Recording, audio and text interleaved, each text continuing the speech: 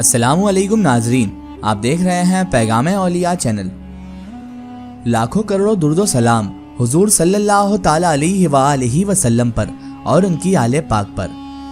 मोहतरम नाज़रीन कराम, आज की इस वीडियो में हम आपके लिए लेकर आए हैं हज़रत अबू अली शाह कलंदर रहमतुल्लाह अलैह की करामात का एक बड़ा ही दिलचस्प और ईमान अफरोज़ वाक़या, जिसे सुनकर आपका ईमान तो ताज़ा होगा ही साथ आप हैरत में भी पड़ जाएंगे।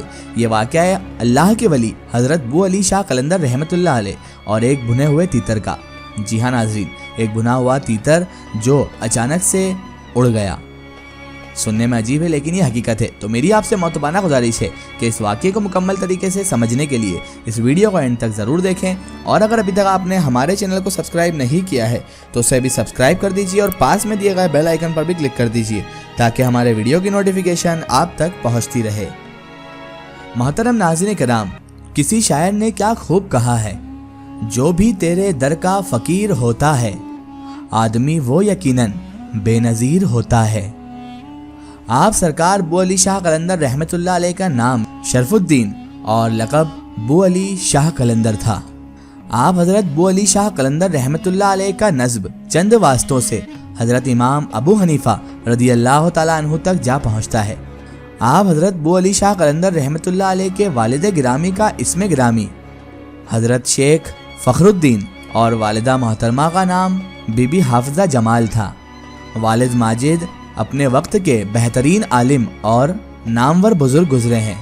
उनकी पहली शादी हज़रत बहाउद्दीन ज़करिया मुल्तानी रहमतुल्लाह अलैह की साहबजादी से हुई थी, जिनके विसाल के बाद मौलाना सैयद नेमतुल्लाह साहब हमदानी की दुख्तर बीबी हाफिज़ा जमाल से निकाह हो गया।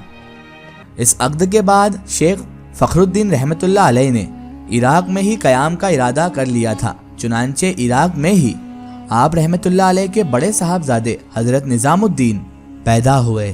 शेख निज़ामुद्दीन छोटी सी ही उम्र में बसिलसिला तिजारत हिंदुस्तान तशरीफ़ लाए और फिर पानीपत में सुकूनियत भी इख्तियार कर ली। अपने होनहार बेटे की जुदाई शेख फ़खरुद्दीन रहमतुल्लाह अलैह को सताने लगी। चुनांचे आप सन 600 हिजरी में इराक़ से हिंदुस्तान तशरीफ़ ले आए और अपने बेटे के साथ पानीपत में मुस्तकिल रिहायत सुकूनियत इख्तियार कर ली। पानीपत के ज़माने के क़याम में हज़रत शेख अबू अली शाह कलंदर रहमतुल्लाह अलैह पैदा हुए। तारीख़ पैदाइश सन 605 हिजरी है। छोटी सी उम्र में आप हज़रत अबू अली शाह कलंदर रहमतुल्लाह अलैह ने तमाम उलूम ज़ाहिरी हासिल कर लिए और 20 साल तक दिल्ली में कुतुब मीनार के पास दर्स भी देते रहे। अपने ऐद के उलमा में सफ़े अव्वल में शुमार किए जाते थे। नामवर उलमा आपकी फ़जीलत और इस्तेदाद के मोतरिफ थे। दौराने दर्स एक दिन जज्बो कैफ की हालत पैदा हो गई तो फ़ौरन आप रहमतुल्लाह अलैह उठे और उलूम व फ़नून की किताबों को दरिया में डाल दिया। शहर छोड़कर जंगल की तरफ चले गए और इबादत इलाही में मसरूफ़ हो गए। सैरुल अख्ताब में है कि 17 रमज़ानुल मुबारक सन 723 हिजरी में हज़रत अबू अली शाह कलंदर रहमतुल्लाह अलैह का बूटखेड़े में विसाल हो गया। तारीख़ रहलत शरफुद्दीन अब्दाल से निकलती है। करनाल शरीफ में आपका मदफून हुआ। बाज़ अक़ीदतमंदों और अजीज़ों ने विसाल के बाद रात के वक़्त आपके जिस्म मुबारक को निकाल कर पानीपत में मदफून कर दिया। आज भी करनाल, पानीपत, बुटखेड़ा और बागहोनी मोतकीन के लिए मुकामात मुक़द्दस हैं। यहाँ हम हज़रत अबू अली शाह कलंदर रहमतुल्लाह अलैह की चंद करामात पेश करते हैं। एक मरतबा हज़रत अबू अली शाह कलंदर रहमतुल्लाह अलैह मस्जिद कुव्वतुल इस्लाम में दरस व तदरीस में मशगूल थे कि अचानक किसी दरवेश ने आप रहमतुल्लाह अलैह से कहा, शरफुद्दीन, जिस मकसद के लिए आपको पैदा किया गया था वो तो आपने भुला ही दिया। दरवेश के कहने में इतनी ज़्यादा तासीर थी कि आप हज़रत अबू अली शाह कलंदर रहमतुल्लाह अलैह ने फ़ौरन दरस व तदरीस छोड़ दी और उसे छोड़कर जज्बो मस्ती की हालत तारी कर ली और उसके बाद मुसाफत इख्तियार कर ली और हिंद से बाहर चले गए। इन सफ़रों के दौरान ही आप रहमतुल्लाह अलैह की मुलाकात मौलाना रूम रहमतुल्लाह अलैह और हज़रत शम्स तबरेज़ रहमतुल्लाह अलैह से भी हुई, जिन्होंने हज़रत अबू अली शाह कलंदर रहमतुल्लाह अलैह को जुब्बा व दस्तार से भी सरफराज किया। इसके बाद आप रहमतुल्लाह अलैह ने कलंदराना वजाहत इख्तियार कर ली। आलम मस्ती में आप रहमतुल्लाह अलैह की रेश मुबारक बहुत बढ़ गई تو مفتیان وقت نے حضرت بو علی شاہ قلندر رحمت اللہ علیہ سے کہا کہ وہ اپنی ریش مبارک کو شرعیہ حدود میں لے کر آئیں، لیکن آپ رحمت اللہ علیہ نے کوئی توجہ نہ دی کیونکہ آپ اپنی مستی میں مست رہتے تھے۔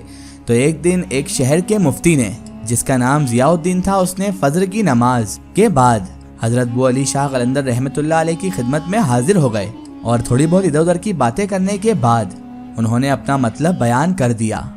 آپ حضرت بو علی شاہ قلندر رحمت اللہ علیہ اس کی بات سن کر خاموش ہو گئے۔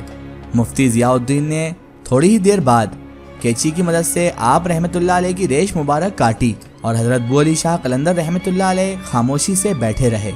جب مفتی صاحب چلے گئے تو حضرت بو علی شاہ قلندر رحمت اللہ علیہ نے اپنی ریش کو مٹھی میں لے کر فوراً جذبات میں آ کر یوں کہا، اے میری ریش تو کتنی عظیم ہے جو شرعی شکل میں آ گئی۔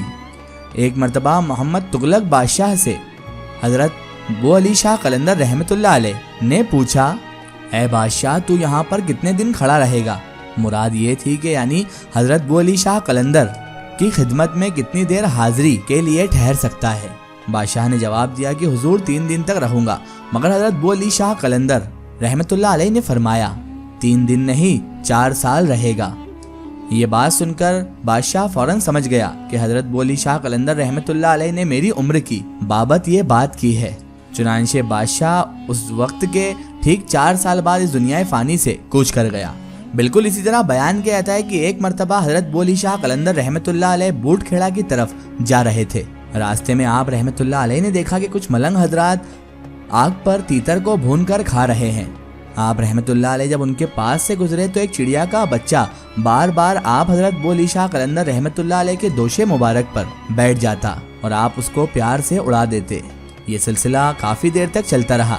جب آپ ان ملنگوں کے قریب سے گزرے تو آپ رحمت اللہ علیہ نے کہا، چل اب اڑ جا، چل اب اڑ جا۔ ان ملنگوں نے حضرت بو علی شاہ قلندر رحمت اللہ علیہ کی جانب دیکھا اور کہنے لگے، یا حضرت کیا آپ ہمارے اس تیتر کو کہہ رہے ہیں اڑنے کا، جس کو تو ہم بھون کر کھانے والے ہیں؟ تو آپ حضرت بو علی شاہ قلندر رحمت اللہ علیہ نے فرمایا، نہیں نہیں ایسا نہیں ہے، میں نے تو اس چڑیا کے بچے کو کہا کہ تو اڑ جا، اور جہاں تک بات اس تیتر کی ہے تو اگر تم کہتے ہو کہ یہ تیتر بھی اڑ جائے تو لو یہ بھی اڑ جاتا ہے۔ آپ کا اتنا کہنا تھا کہ اللہ کے فضل و کرم سے وہ بھنا ہوا تیتر فوراً فضا میں بلند ہوا اور غائب ہو گیا۔ وہ ملنگ جو مسری مذاق کے موڈ میں تھے وہ فوراً ڈر کر آپ کے قدموں میں گر گئے اور معافی کے طلب گزار ہوئے۔ آپ حضرت بو علی شاہ قلندر رحمت اللہ علیہ نے انہیں سینے سے لگایا اور دعا دیتے ہوئے وہاں سے رخصت ہو گئے۔ سبحان اللہ۔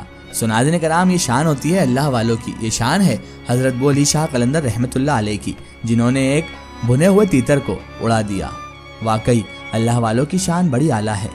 ایک ضروری اطلاع، اگر آپ بھی کسی بزرگ یا اولیاء اللہ کا واقعہ ہمارے چینل سے شیئر کروانا چاہتے ہیں اور آپ چاہتے ہیں کہ ہم ان بزرگ کا واقعہ، کرامات یا کوئی معلومات پیش کریں تو آپ ہمیں کمنٹ میں ان کے بارے میں بتا سکتے ہیں، اور ہمارے فیس بک پیج پر آپ ہم سے کانٹیکٹ بھی کر سکتے ہیں۔